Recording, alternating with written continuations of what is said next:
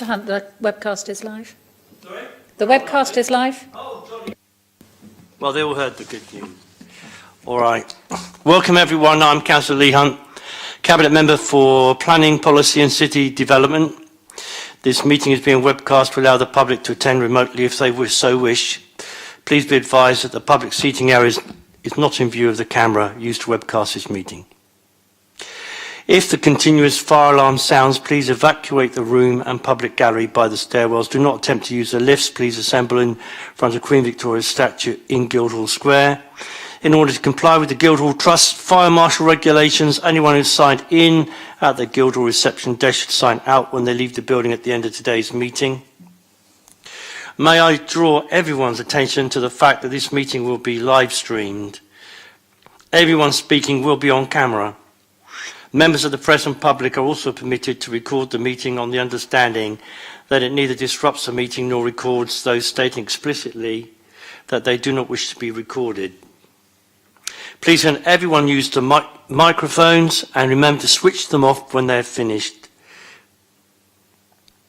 So we're going to go around the table and just introduce everybody. I'll go from the left. Over here is because he hasn't got a microphone, is Josh from the news. He's doing his news bit over there. Mr Maguire. Good afternoon, Ian Maguire, Assistant Director of Planning and Economic Growth. Good afternoon, Lucy Howard, Head of Planning Policy. Karen Martin, Democratic Services. Councillor George Fielding, Central Southsea Ward and Labour spokesperson. Councillor Judith Smythe, former Labour spokesman and in attendance at this meeting. Councillor Ryan Brent, Conservative spokesperson. All right, so this is my meeting, and we've got the Labour Group spokesperson and the Conservative Group spokesperson here, and we also have Councillor Judith Smythe, and I'm quite happy for her to be treated as if she was some sort of spokesperson. So rather than just making a deputation, which you could do 6 minutes on each item if you wanted to, she can chip in the conversation. They're only very important information reports, but I think just fair. All right then. So we've no apologies for any absences. Anybody got any interest? No, that quickly brings me then to the actual report. Who's introducing this one? Lucy Howard. Do you want to go ahead, Lucy? Yeah, thank you, Chair. So I'm here today to talk about the what I've described as the complex and contentious issue of housing numbers. I hope you've had a chance to read the report. It gives you a whistle-stop tour of housing targets and local plans. Talks about the Hampshire Structure Plan and the South East Plan when it was in existence. Nowadays, we have to meet objectively assessed housing need, and it talks about the standard methodology of how that is calculated. One of the government's algorithms. Also talks about the problems of meeting need, how new housing is often unpopular, notwithstanding the need for new housing, particularly on a generational level. What we'll be having in the new Portsmouth local plan is a capacity-based figure. We know that the area of Portsmouth, the city, is restricted, 43 square kilometres, and what land there is restricted by flooding and is restricted by nature conservation designations. So there will almost inevitably be a gap between our housing need and our housing target. We do absolutely have to show that there are no stones unturned in looking for places where we can build new houses. It is an interesting time at the moment politically with housing numbers. We have a consultation on changes relating to the Levelling Up and Regeneration Bill. There are changes planned to the National Planning Policy Framework. We are having to navigate these changes at the same time as doing our local plan. But one message that I would like to get through very strongly is that it is a really good time to progress our local plan, where there are incentives at the moment from the government to get a local plan in place, not least of which we will no longer need to do our housing delivery test paper. Indeed, we will no longer have to, at least for 5 years, we will not need to prove a 5-year housing land supply. Over to members for any questions. Thank you. All right. Has anybody got any questions for Lucy? Councillor Brent. Thank you, Chair. I think it's nice to have a really comprehensive report that sort of speaks very matter of fact and sets a good tone and scene. I've just got maybe a few questions of clarity more than anything else. So obviously it mentions the Housing Delivery Test Action Plan. I didn't know if that's something that needs to be written or something that's already written. I'll ask a few questions, probably the easiest way of doing it. I just wondered what the delivery was this year. So I know it mentions the last few years. It would be interesting for members to know what the delivery numbers were this year. And I'll probably stick with those two for a second. I've got a couple more, Chair, afterwards. Thank you. The Housing Delivery Action Plan, in February each year for the last couple of years, the government has produced a document where it sets out how many homes have been built by each authority, and if it is whether the local planning authorities are required to do a housing delivery action plan. You are then given 6 months to write an action plan. So last year we got the letter in February, and I think we published our plan in September, something like that. Undoubtedly, we have failed in the number of meeting need in last year, and so we will undoubtedly have to do another housing delivery action plan. One thing that is particularly tricky for the City Council at the moment is that our plan is out of date, and therefore the housing target that's set in the 2012 local plan, which is about, is it 600 a year? I can't remember. Okay. That's out of date now, and therefore the government says that we have to meet our need figure, which is 900 every year, which there's no way we can meet that every year, and so inevitably we will fail that test every year. And so until we have a local plan in place that sets a target that is less than our need, we will always have to do a housing delivery action plan. If I can just add to that, Chairman, I think wouldn't in any way disagree, obviously, with Lucy's position. The housing delivery test is obviously an interesting one because it's the delivery, whereas the housing need is a different conversation altogether, as indeed is the housing target. So, it's a lot of numbers in this. Always have to remember these are the homes for people of the future, not just numbers, but the numbers. So 584 is our local plan number. 900 is our standard method. That changes year on year. In the new capacity-based assessment, at my most optimistic, maybe 700 could be delivered. Are we delivering 700 now? No. That's a product of the market because we don't deliver houses. Your housing team delivers some, your strategic development team delivers some, but it's never the intent, nor is indeed the funding structure available for local authorities to be a majority delivery agency for housing. It relies on private sector developers across the city delivering those things. Obviously, lots of big schemes in the pipeline, but even if I wave a wand and give them all robust planning permissions tomorrow, it will be down to those developers to deliver them on the ground. And that's what the housing delivery test is about, is making sure that, irrespective of how many plan permissions exist, and there probably are more than enough plan permissions to meet the national need, why is the industry not delivering them, and are there anything we can do as a council, not as a planning authority?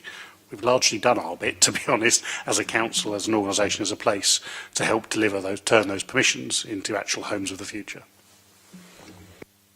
I'll come to you in a minute. I think that, just to expand on that, it's very frustrating for anybody, let alone those in administration. You give it, the local planning authority gives planning permission. For example, the former shoe warehouse in Fratton Road, which stands idle.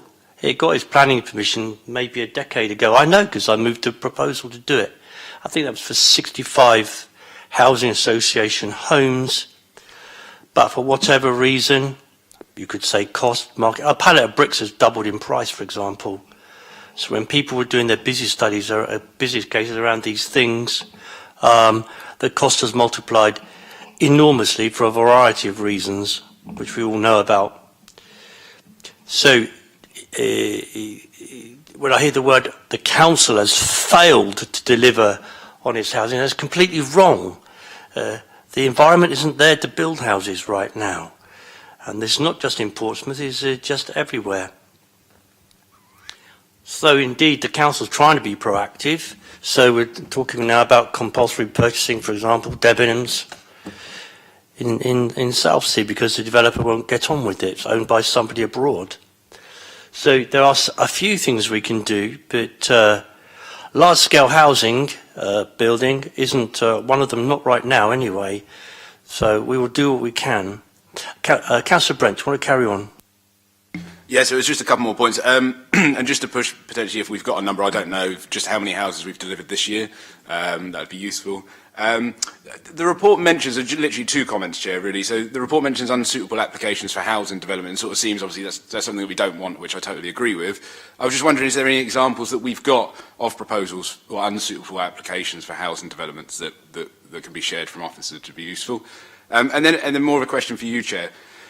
My only concern, and what I would have liked to have seen, and obviously this is your meeting, is potentially in the recommendation a little bit more of making sure we don't reduce our aspiration. So I know that we've quoted Worthing where they've reduced it to 24%, where you've got where you need to meet the need and the target, and I completely understand the rationale for that.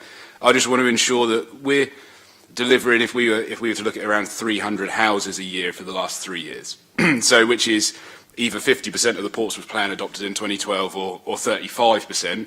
I just worry that we're not being aspirational enough if we try and look at it and go, well, Worthing have reduced theirs to 24%. I don't want Portsmouth to follow their trend. And I would just have liked to have seen a recommendation that says to ensure that our aspiration is that we build as many houses as possible. That's it, Chair. Thank you. Well, I don't think everybody would agree you want to build as many houses as is possible. We want to build according to our need, and our need will be set out in the local plan when it comes. Ms Maguire's already described that we can give planning permissions, but you can't go to the developer and put his or her arm up their back and make him lay a single brick. I think Theresa May said that when she was addressing Parliament, you know. She said you can have all these targets and all these houses and all these plans. Doesn't mean say one single house is going to get built. So this is the national environment is really important, and because of, I don't want to refer to COVID too much, but because of that, and indeed other things that have happened, not least the mini budget, the cost of everything has gone right up. And best will of the world, I mean, Portsmouth is a £500 million council, something like that. And with the best in the world, we don't build houses. So what we do is deliver the land, if at all possible, to build them, and then it's down to the housing associations, developers and so on to build the houses. So this proverbial we is a bit of a red herring. We don't build houses. We try and enable them. We try and create the strategy and the environment to do the best that we can. Government has also got its part to play, and quite frankly, it hasn't played it. Councillor Smythe. I just wanted to help the committee by drawing attention to what I think must have been the report that you referred to earlier in September, in which we did derive some comfort from the fact that it wasn't the local planning authority that was holding things back, because in some cases it's possible for a local planning authority to hold back developments, but I think the report that you produced, Ian, at the time did demonstrate with evidence that that wasn't the case here. So I just wanted to add, we have had a report in I think last September or October on exactly that subject.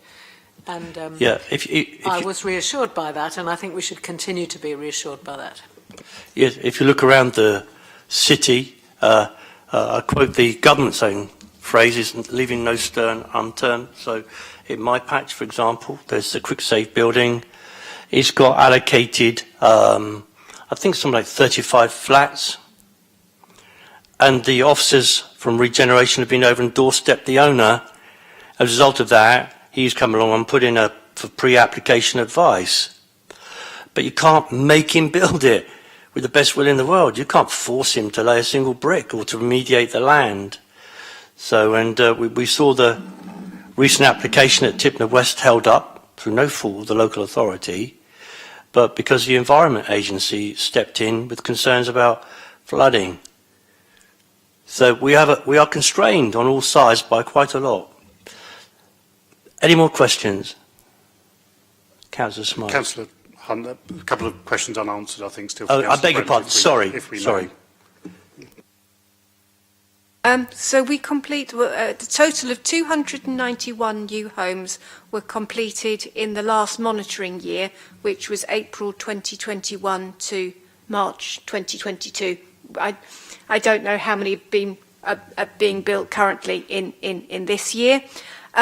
In terms of what I meant by unsuitable housing development,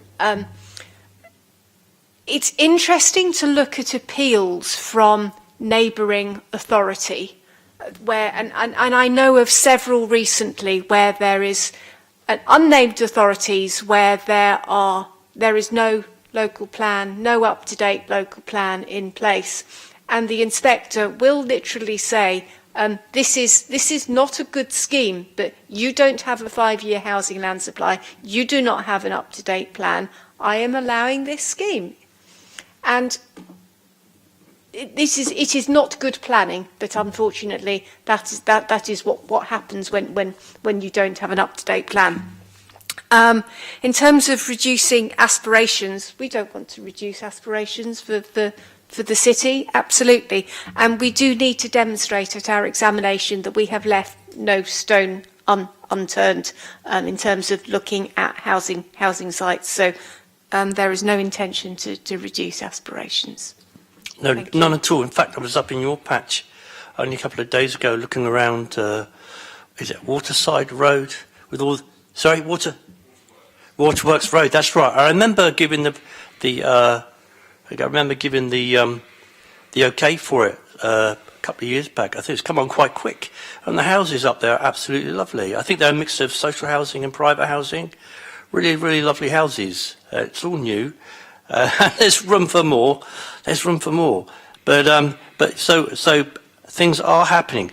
But I keep hearing this we give the permission. It's not our land. It belongs to other people. In most cases, it's not our land. It belongs to other people, and they come to us and seek planning permission that may be given or may not. And then it's up to them to build out what permission that they have been given. And as we hear, it was just under 300 last time around. So the council can't take a gun to them and tell them to build. Any more? Is that enough for now? Councillor Smythe. One thing to that, Councillor, because the point on a recommendation around ambition, to be honest, it's intentionally not in there. That is for the council, not necessarily Councillor Hunt on his own, to decide as part of your local plan. No one's planning to hit a percentage of a number or a target, as Lucy's laid out. It is extremely likely, nay inevitable, that it will be a capacity-based figure. This is what we've been advising members of. Well, I've been here coming up on 4 years, so coming up on 4 years, that is inevitable and hardly surprising to anyone in Portsmouth that capacity is going to be the challenge associated for that. So your ambition is limited by the amount of land you've got to deliver it. Where your ambition is sought to exceed that, there will be constraints. Your comment earlier, we should be building as many as possible. That is not the resolution of this council. The council has made one resolution, and that is in terms of some guiding principles for the Tipner opportunity area, Tipner West. There, a scheme to literally is build as many as possible. I not be constrained by capacity and start interfering in protected habitats was carefully scrutinised by this council, and the decision made that they didn't want to progress with that. They didn't want to build as many houses as possible. They would rather give greater weight to the habitat protections associated with that space. So that's part of, that's a really good example of the sort of decisions this council is going to have to make as it finalises its plan over the next year. And I think our aspiration is also not just about building to a number, a statistic, but the quality of homes we want, the mix of homes that we need, the sorts of homes that people want to live in. So, for example, in Somerstown, we'll see, we've seen those 2 tower blocks come down. We'll be creating a more human-scale village with houses that people want to live in. Councillor Smythe. I was about to say what Ian Maguire has just said. I mean, I think it depends what you see as possible. A lot of us see it's impossible to build on SSSIs and to reduce the amount of green space, so that constrains our common definition of what is possible in Portsmouth is what we're aiming for. I was going to ask you, as you raised it, to say if you could say anything more about the proposed or being discussed CPO for the Debenham site, because there's a lot of local control in my area about building that one out, and I know we were quite pleased with the planning permission when it was given, and we also think there was some potential for some social housing, if you recall, at the back in a block adjacent to the existing social housing in Portland Terrace. Is it possible for you to say anything about that at this stage, or when are we likely to hear? I don't think so as a business matter, Yeah. but of course when the council got involved, it stuck its heels in the ground. At the Kingston prison, we went from having all private to all social housing.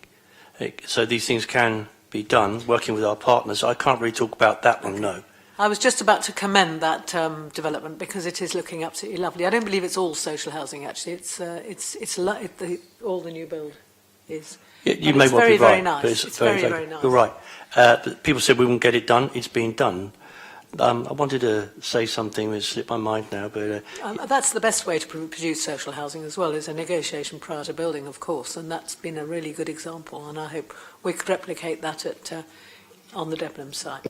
Indeed. So if we just stuck to what we don't want to create with just a target on homes is a dormitory city, where people just come back and sleep at night, as it were, and go out the city and go to work. It's got to be much more than that, a living, breathing entity that people want to be here. So we have to be careful what we build, so far as we can be within constraints of government, so that people get parks and they get schools they want to send their kids to, they want to live here. If we had to do the 17,700, which was the target a little while back, we would have just had a succession of flats all over the place, tall buildings all over the place. I think I equated it to something like 22 tower blocks, if I remember rightly. That because of a rebellion on the government's benches over Conservative MPs in particular. They've forced a review, and everything is now more fluid than it was before, which is a good thing. So we shall have to see how that impacts Portsmouth in due course.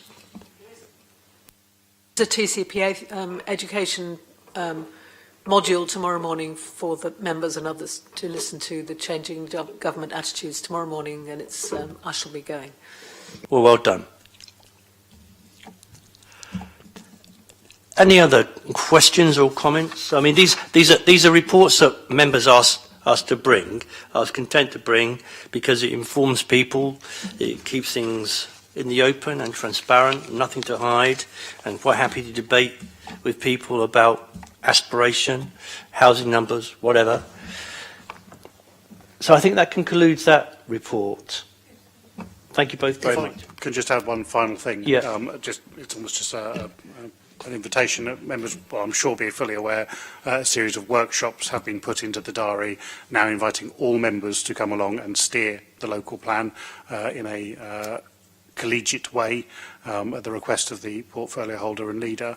Thursday this week is the first of those, where housing numbers and other key related topics will be discussed, and then one the following week and one the week after, I think, to remember how they're laid out. If I could take the opportunity to the spokespeople to absolutely ensure your attendance and encourage the attendance of all others, and if you can let us know the attendances as soon as possible, so we can ensure adequate space for members is available. But this is obviously that key opportunity to set and guide the plan prior to the pre-election period, and obviously officers will be continuing to work on that which we're guided on by members through that pre-election period and into the spring and summer. So really important that members do take the opportunity to come along and let us know what your priorities and visions are, so that we can build them into the plan over these next few months.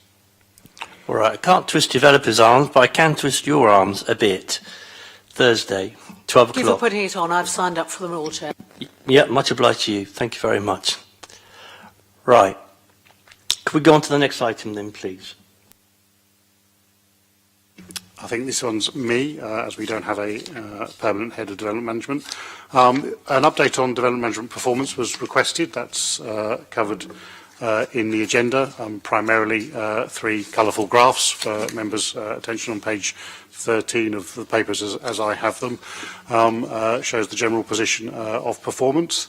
The executive summary, the report, I think, is relatively self-explanatory. I don't propose to take members through it in detail. Is obviously a significant backlog was built up and maintained, was roughly halved through our decision delivery drive around April, May of last year.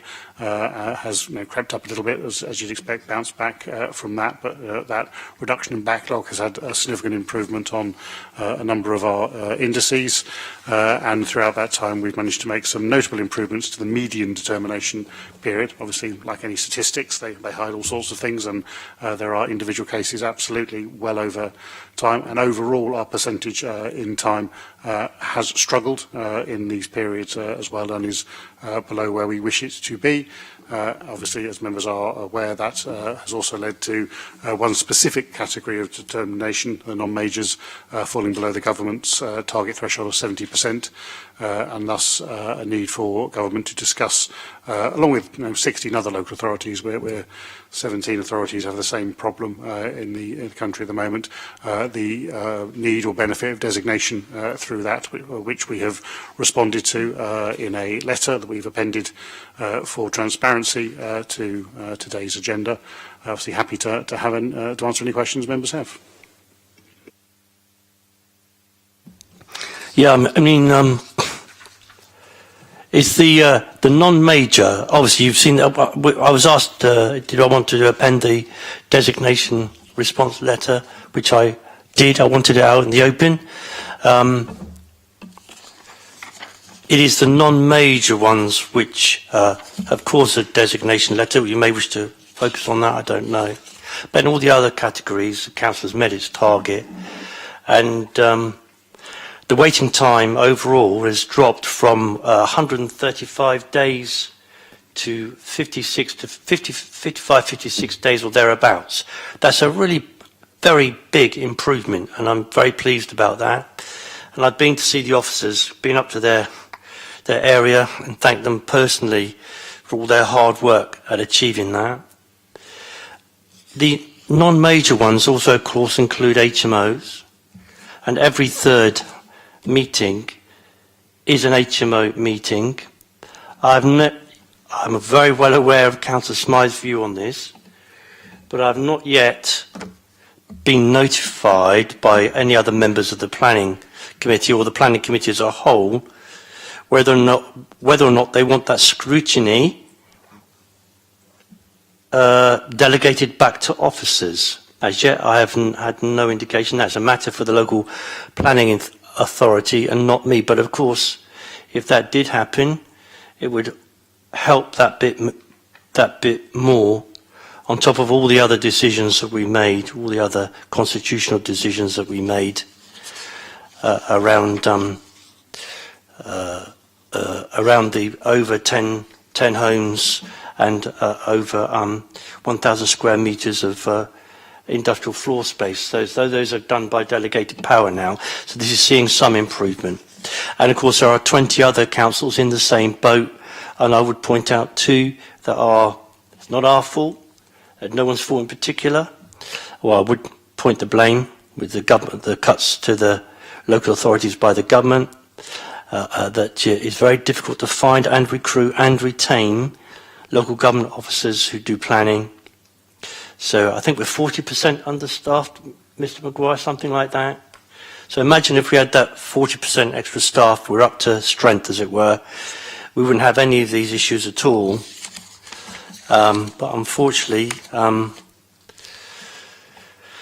the government sees fit not to fund local authorities properly.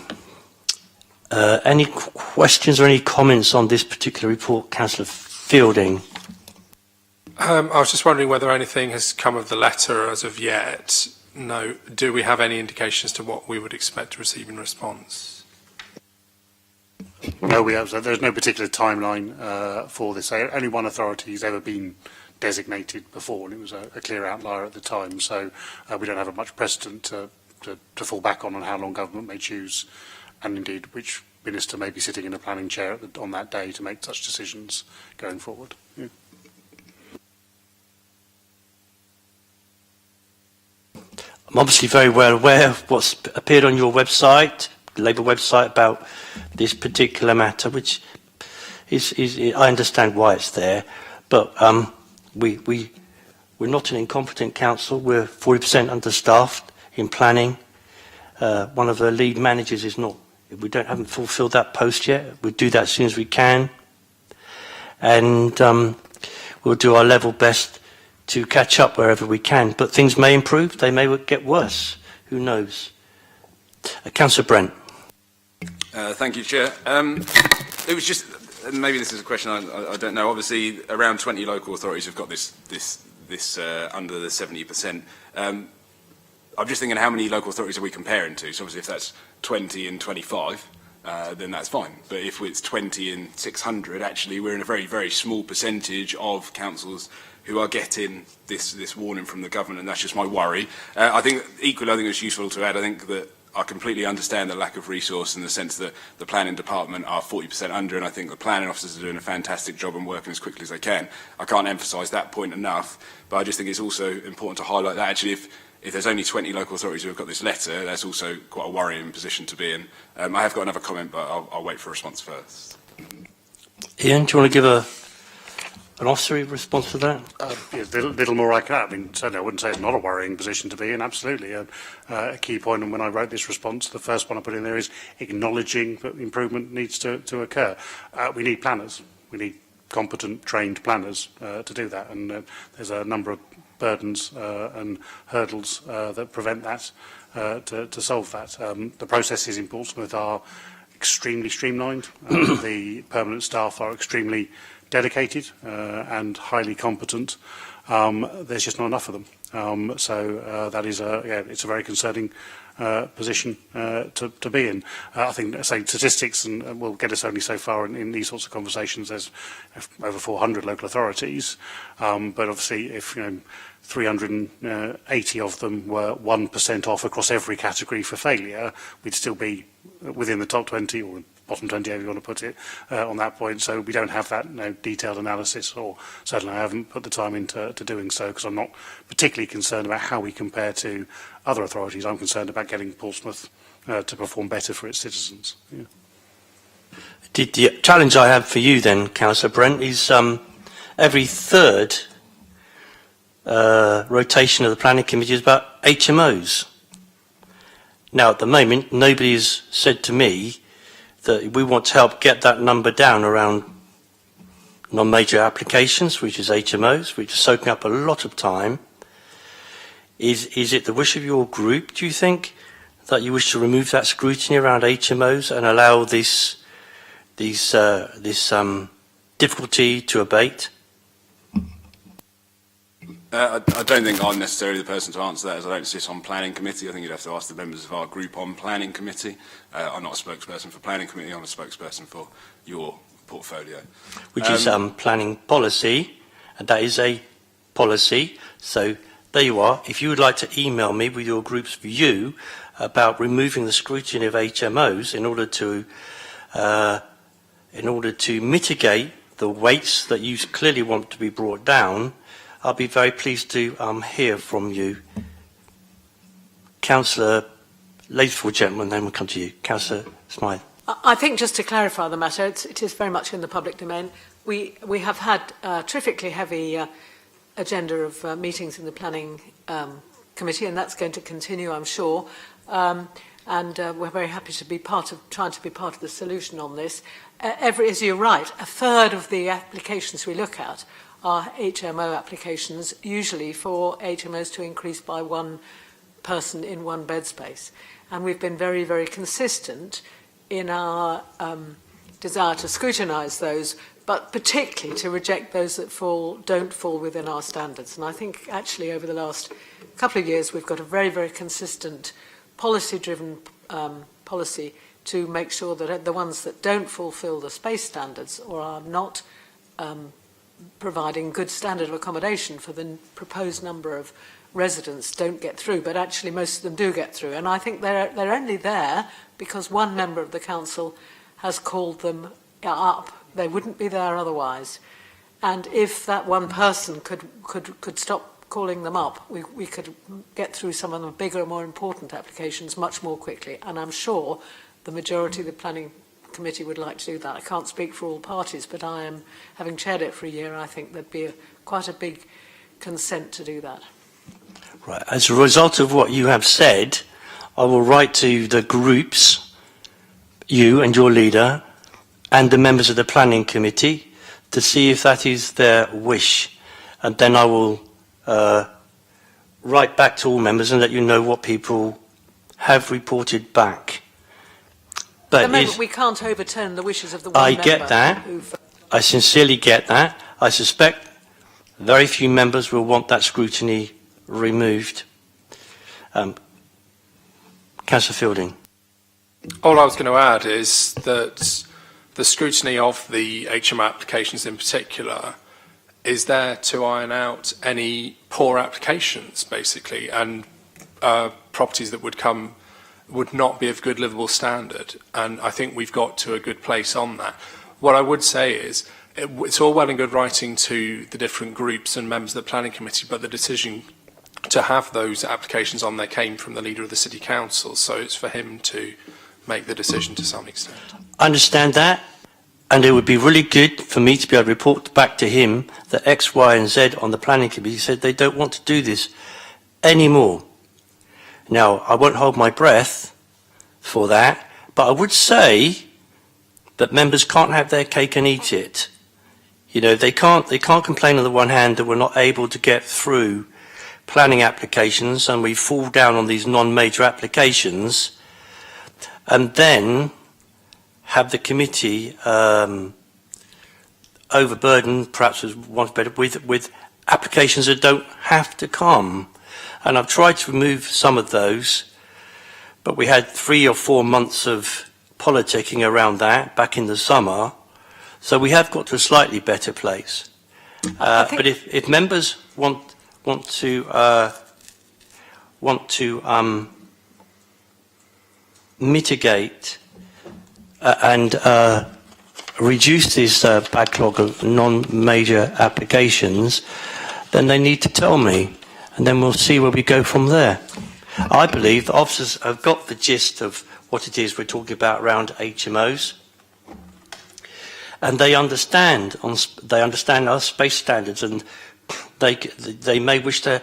I'm sure they going back and delegating it might be a way forward, but that's not a choice for me. I can only represent what members tell me, and if members tell me that's what they want to do, then that's what I'll talk to officers about. I think I agree with you, Chair. We're much closer than we are to a clarity of vision across the planning committee of what is going to go through and what isn't, and what needs a planning permission and doesn't. It might be a good idea to convene another meeting just to sort that one out with the leader of the council, because I do believe we could save some time if we didn't go through the current backload of those, and they must contribute to this backload that's in here.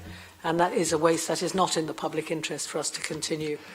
Maybe, that but way. I think members in some parts of the city have whipped up such a storm about HMOs, jumping on them each application. Some are really bad, I know that, but they've whipped up such a storm about HMOs that they've now blighted the market, blighted those particular forms, that particular form of housing, so that it's very difficult for us to look at this and want to remove that scrutiny at the planning committee level. But at the moment, I see no change. I seek no change. The scrutiny is still there. But I would be interested to see how many members of the planning committee wanted to do it a different way. I suspect none. Are you still on the planning committee? I beg your pardon. Yes, I'm vice chair of the I'm planning sure there'll committee. be one. And I think there'll be more. I think we actually can pretty well predict it's a very small minority on the planning committee that normally stands against an application which would otherwise meet all our space standards. And I hope that we can, when we're writing the local plan, we can clarify the policy to reflect the wishes of the majority of the planning committee. Indeed. And then that will also put an end to this. But at the moment, it's only because one member is asking for them to come forward that we spend all this time. Well, I don't think it's quite fair. No other members asked for that to be changed. He simply represented the views of the committee at that time. Maybe not you, but I'm fully well aware of the views of the committee. When you come to the HMO workshop, these things are important. So, for example, you maybe want to talk about the communal spaces, not necessarily the actual size of it, but the way it's laid out, the way it's designed. Because we know we've had planning inspectors agree with us when the space has been agreed as the right size, but the layout and the design means it's not communal space. So we need to get that absolutely right. All right then. Anything else? Councillor Brent. It's just more of a quick question. Obviously, there's a staffing capacity issue, which I completely understand. Do you feel that we've got a succession planning issue in the planning department, or is it something that's sort of been sprung upon us where members of staff have sort of left, or is it a vacancy and we can't recruit? I'm just thinking, what is the solution? Is there a succession planning sort of strategy that needs to be put in place?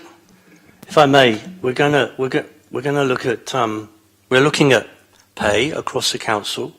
Obviously, we know that these are planning officers. Some of them are best described, if I can describe them as locum, if that's fair enough. They come in and out, but they also get paid a supplementary to bring them up to the average national wage. Is that a fair description of what we do here? You go ahead. So pay is always a challenge in the professions. It's not limited to planners. It may be slightly more acute because they are a pretty small profession. We do pay a market supplement payment to all levels of planners, planning officers, senior planners, principal planners, to get your pay bands up to roughly the average. We're still a low-paying authority. You've got to replace your chief executive. That's going to be challenging. That's a low-paid post compared to other unitary chief executives. Generally, it's a low-pay authority. So there is a challenge associated with that. One of the many challenges, as I think you were alluding to, Councillor Brent, succession planning only gets you so far. The problem we have is that bit in the middle, experienced, qualified planners. We have some really good junior planners. Young senior planners, experienced planning officers going through training. We have 2 officers at university doing apprenticeships to move forward to their chartered membership in due course. That process is working really well and has worked for quite some time. The difficulty comes is once they are chartered members, once they are experienced senior officers or principal officers, they are then moving on from the council. This is not unique to Portsmouth. It's probably more acute here than other places I've seen it, but that's linked to both that low pay and challenges associated with delivering development and in the city. So it's retaining experienced qualified planners after they're qualified. We've got to say some really good junior planners and some very good temps who are filling those gaps, but what we don't have is good experienced planners to a sufficient degree that's what we need to bring in. If we can hold on to our juniors for the next 5 years, we'll have them, but that doesn't solve the problem for this financial year or the next one. And what he's saying is they get poached. You know, they go off to another, cut their teeth here, and they go off somewhere and get poached. And it's always been the same as long as I've been on the planning committee here. They kind of cut their teeth here in Portsmouth, and they go into Hampshire or West Sussex and get a bit more money. Anyone else? Sure? All right, so I'll continue to have an open dialogue with people about difficult subjects. I think it's best to do that. And hopefully at the end of it, we will have an even better planning authority than now. All right? And I shall write to people and ask them about HMOs and what they want to do. That concludes the meeting.